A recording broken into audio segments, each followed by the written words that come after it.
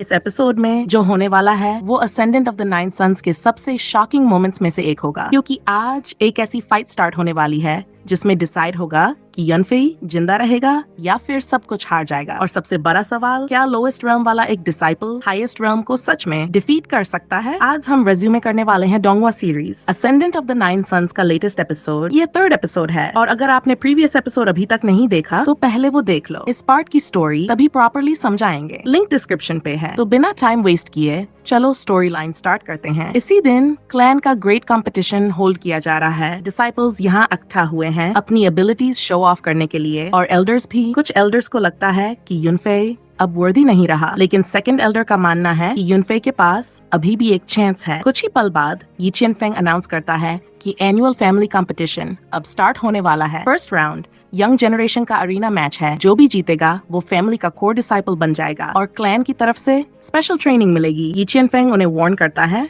कि fair fight करें और एक दूसरे को किल ना करें। इवेंट तुरंत स्टार्ट हो जाता है। यिक्शियांग पहला फाइटर होता है। वो किसी को भी इनवाइट करता है कि आओ और उसका सामना करो। लोग हैरान होते हैं कि यिक्शियांग इतना एरोगेंट क्यों लग रहा है। साथ ही सब ये भी सोच रहे हैं कि युनफेई कहाँ है, पर क्योंकि सामने यिक्शियांग ही था, ये फन आगे बढ़ता है। 5th level of body tampering पर होने के बावजूद वो यिक्शियांग से इजिली डिफीट हो जाता है। वो तो सीधा दूर तक उड़ जाता है। डिसाइपल्स एक्सपेक्ट ही नहीं कर रहे थे कि यिक्शियांग बॉडी टेम्परिंग रेल्म के 6th लेवल तक पहुंच चुका है। ये देखकर फर्स्ट एल्डर यिक्शियांग की प्रोग्रेस की तारीफ करता है। एक एक करके जितने डिसाइपल्स आगे आते हैं सब उसके हाथ से इजिली डिफीट हो जाते हैं। ये सब यी चिनफेंग के लिए भी अनएक्सपेक्टेड था। इसी बीच एल्डर्स को लगने लगता है कि सारे रिसोर्सेज सिर्फ यिक्शियांग को ही दिए जाने चाहिए। ये सुनकर जोंगयन भी एरोगेंट होने लगता है। उसे लगता है उसका बेटा यूजलेस युनफेई से कहीं ज्यादा सुपीरियर है। यी चिनफेंग उससे कहता है कि इतना ओवर कॉन्फिडेंट मत हो, क्योंकि उसके बेटे का मार्शल आर्ट्स मेरिडियन रिकवर हो चुका है। उसकी टैलेंट के साथ वो बहुत जल्दी हायर लेवल्स तक पहुंच जाएगा। पर जोंगयन याद दिलाता है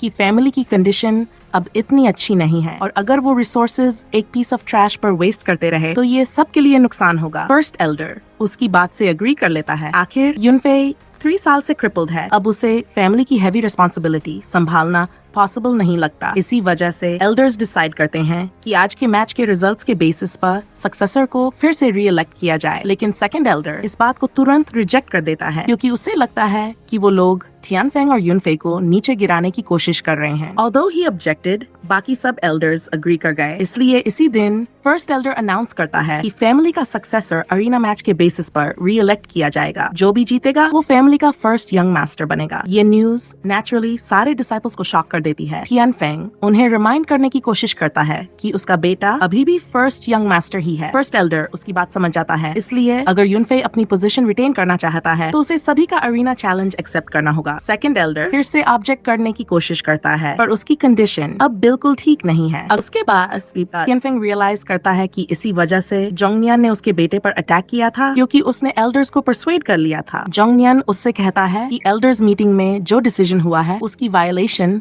वो बिल्कुल न करे। फ्रस्ट्रेटेड होते हुए भी थियांग कुछ कर नहीं सकता, क्योंकि ये रूल उनके फैमिली के एंसेस्टर ने बनाया था। सीन शिफ्ट होता है फैमिली के अल्केमिस्ट रूम की तरफ। युनफेई इस वक्त एक 3rd level yuan replenishing pellet purify कर रहा है। प्यूरिफिकेशन सक्सेसफुल होता है, लेकिन यीले को डिफीट करने के लिए जो बॉडी टेम्परिंग रेल्म के 8th लेवल पर है, युनफेई को जोंगनियन के बैकअप प्लान से बहुत सावधान रहना होगा। उसे पता है कि अपने करंट रेल्म के साथ वो सर्टेनली विन ही कर सकता। इसलिए युनफेई को कोई ऐसा तरीका सोचना होगा जिससे वो अपने और यीले के बीच के रेल्म डिफरेंस को कवर कर सके। युनफेई हेवनली एम्परर से सोल पावर ड्रॉ करना स्टार्ट करता है। इसका मतलब उसके पास सोल पावर टेक्निक होनी चाहिए। दूसरे शब्दों में उसे सोल्स को गैदर करके एक वेपन में डालना होगा। युनफेई सोल कोरोडिंग नीडल चूज करता है, लेकिन क्योंकि कंपटीशन ऑलरेडी स्टार्ट हो चुका है वो नॉर्मल कल्टिवेशन मेथड यूज नहीं कर सकता। इसलिए युनफेई अपना 9 सन सोल पावर यूज करता है। पर जब युनफेई फोकस कर रहा होता है तब युआनफेंग आता है और इन्फॉर्म करता है कि शुयू उसके स्टूवर्ड ने किडनैप कर लिया है। ये सुनकर युनफेई नेचुरली शॉक हो जाता है। सीन फाइटिंग अरीना की तरफ शिफ्ट होता है। शुयू अपने ओपोनेंट पर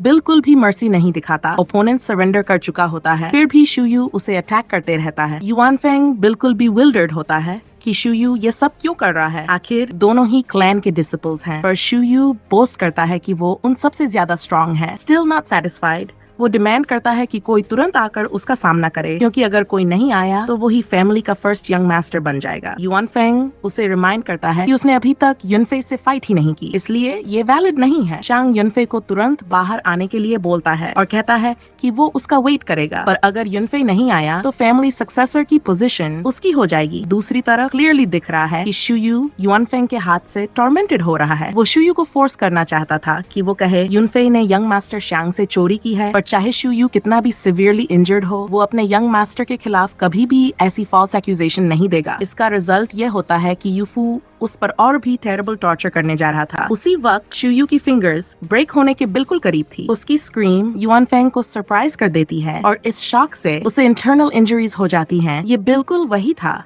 जो युआन फेंग चाहता था। अगर वो फिर वहाँ से चले जाता है, सीन फिर से अरीना साइड पर शिफ्ट होता है, जहाँ शांग डिसाइपल्स को मॉक करता जा रहा होता है। इसी बीच उसके फादर को युआन फेंग से इन्फॉर्मेशन मिलती है। उन्हें पता चल जाता है कि उनका प्लान सक्सेसफुल हो चुका है और वो तियान फेंग को कहते हैं कि प्रिपेयर हो जाओ, क्योंकि युनफे बहुत जल्द रिप्लेस किया जाने वाला है। तियान फेंग कंफ्यूज होता है कि कोई डिसाइपल अरीना में क्यों नहीं आ रहा, पर ये नेचुरल था क्योंकि शांग बहुत ज्यादा स्ट्रॉन्ग है। तियान फेंग और सेकंड एल्डर दोनों ही सैड हो जाते हैं क्योंकि कोई भी युनफे को डिफेंड करने की हिम्मत नहीं कर रहा। शांग को ये सब देखकर बहुत प्लेजर मिलता है। वो युनफे को मॉक करता है, उसे कावर्ड कहता है और डिसिपल्स भी वही फील करते हैं। वो उन सबको लूजर्स बुलाता है तब तक जब तक शुयू अरीना में स्टेप नहीं करता। उसको चैलेंज देने के लिए उसका मानना था कि फेलो डिसाइपल्स होने के नाते उन्हें एक दूसरे का सपोर्ट करना चाहिए, पर शांग उस पर हंस पड़ता है क्योंकि शुयू बॉडी टेम्परिंग के सिर्फ 5th लेवल पर है और किसी भी तरह वो उसे डिफीट नहीं कर सकता। यीफान अपने ब्रदर को रोकने को कहता है, पर जब बात यहाँ तक आ चुकी है शुयू गिव अप नहीं करेगा। वो शांग से फाइट करेगा, लेकिन इस फाइट में रियल्म का डिफरेंस बिल्कुल क्लियरली दिख रहा था और शॉकिंगली शैंग सोर्ड ओरा का इनिशियल फॉर्म भी अचीव कर चुका था। ये किसी ने एक्सपेक्ट नहीं किया था। शुयू उसके अटैक को विथस्टैंड करने की कोशिश करता है, पर सब बेकार जाता है। वो एक स्ट्रॉन्ग अटैक से हिट हो जाता है और उसका वुंड काफी डीप होता है। इसी बीच थोड़ा इंजर्ड शैंग और भी एनरेज्ड हो जाता है और तुरंत उसे फिनिश करने का इरादा कर लेता है, पर तभी एक फास्ट मूवमेंट शुयू को प्रोटेक्ट करता है और ये कोई और नहीं युनफे की अराइवल होती है। वो सब कुछ अपने ऊपर लेने को कहता है। जोंगनान हैरान हो जाता है कि युनफे अभी भी यहाँ आ सकता है। शांग बिना वेट किए अटैक लॉन्च करता है, ये प्रूव करने के लिए कि युनफे ही रियल लूजर है, पर युनफे बहुत आसानी से उसको एक हल्का सा स्लैप देता है और कहता है कि किसी ने कभी नहीं कहा कि लोएस्ट लेवल हाईएस्ट लेवल को डिफीट नहीं कर सकता। वो शांग को समझाता है कि वो सिर्फ लूजर से ज्यादा है। ये सुनकर शांग डरा हुआ तुरंत बेहोश हो जाता है, अभी भी इस पर बिलीव नहीं कर पा रहा। आफ्टर ऑल उसने ही फोर्सिबली युनफे की कल्टिवेशन को डिस्टर्ब किया था और उसे इंटरनल इंजरीज दी थी। युनफे तुरंत अपनी करंट स्ट्रेंथ डिस्प्ले करता है, जहाँ एक लेवल के बाद एक लेवल बढ़ता गया है। सेकंड एल्डर कभी एक्सपेक्ट नहीं कर रहा था कि युनफे सिर्फ 3 डेज में 3 लेवल्स ऊपर आ जाएगा। युनफे अब बॉडी टेम्परिंग रेल्म के 6th लेवल पर है। वो सबके चैलेंजेस एक्सेप्ट कर लेता है। इस स्टेटमेंट से जोंगयान फ्रस्ट्रेट हो जाता है, पर तियानफेंग उसे रोक लेता है, जिससे जोंगयान कुछ भी नहीं कर पाता। तियानफेंग याद दिलाता है कि एल्डर्स ने खुद कहा था कि सक्सेसर कैंडिडेट मैच के रिजल्ट्स पर डिसाइड होगा, इसलिए जो भी इंटरफियर करेगा उसे पनिश किया जाएगा। युनफे को लगता है कि कोई भी उसका चैलेंज एक्सेप्ट नहीं कर रहा, पर बस एक पल बाद एक अटैक सीधा उसकी तरफ फेंका जाता है। युनफे मुश्किल से उस अटैक को विथस्टैंड करता है और इंजर्ड भी हो जाता है। इस अटैक का ओरिजिनेटर ऑफ कोर्स यीले ही था, जो बॉडी टेम्परिंग रेल्म के 8th लेवल पर था। तियानफेंग को पूरी तरह यकीन हो जाता है कि यीले जोंगनान का बैकअप प्लान था, क्योंकि युनफे ने उसके यंगर ब्रदर को इंजर किया था। यीले आज उसे पनिश करेगा। उसके बाद उन दोनों के बीच फाइट तुरंत स्टार्ट हो जाती है। उस फाइट में क्लियरली दिख रहा था कि यीले के पास अपर हैंड है, क्योंकि वो सरप्राइजिंग रेल्म के 9th लेवल तक पहुंच चुका है। सारे डिसाइपल्स मेस्मराइज्ड हो जाते हैं और एल्डर्स भी। यीले एक डेडली अटैक प्रिपेयर करता है, यह यकीन के साथ कि इससे युनफे की लाइफ खत्म हो जाएगी। इस फियर्स अटैक ने अरीना में एक ह्यूज एक्सप्लोजन क्रिएट कर दिया। यीले बोस्ट करने लगता है कि युनफे कभी भी उसकी टेक्निक से सर्वाइव नहीं कर पाएगा। जब तियानफेंग पैनिक कर रहा होता है, तब जोंगनान उस पर अटैक अनलीश कर देता है। लकी ये था कि तियानफेंग खुद को डिफेंड कर लेता है, क्योंकि जोंगनान अर्थ लेवल स्टेज पर था, वो भी इंटरमीडिएट अर्थ लेवल स्टेज पर। जोंगनान उसका मजाक उड़ाने लगता है कि तियानफेंग का रेल्म कभी इम्प्रूव नहीं हुआ और अब वो एक यूजलेस सन को रेज कर रहा है। उसके लिए तियानफेंग को फैमिली हेड होने का कोई राइट अब नहीं रहा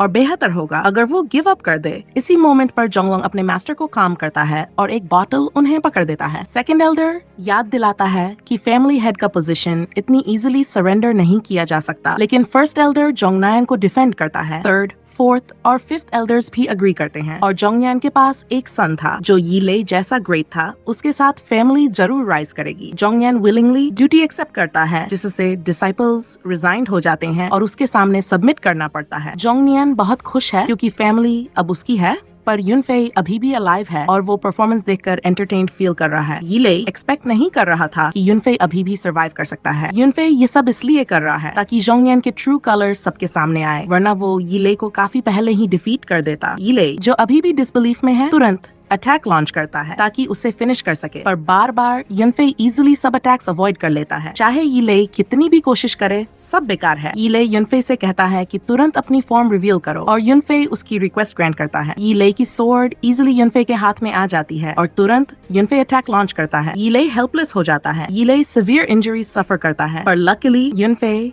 अभी भी उसकी लाइफ स्पेयर करता है और इस तरह युनफे विनर बन जाता है। उसके साथ साथ वो स्वॉर्ड ओरा भी मास्टर कर चुका है। यीले हेल्पलेस गिरता है, पर जब युनफे डिस्ट्रैक्टेड होता है, यीले तुरंत अटैक लॉन्च करता है। वो बिल्कुल श्योर था कि अटैक युनफे की लाइफ डिस्ट्रॉय कर देगा, पर अनफॉर्चुनेटली अटैक इजीली ब्लॉक हो जाता है। एक्चुअली युनफे ने यीले की लाइफ स्पेयर की थी, लेकिन इतना कनिंग और क्रूअल है, अब फॉरगिव नहीं किया जा सकता। सोल कोरोडिंग नीडल तुरंत यीले की लाइफ एक्सटिंग्विश कर देता है।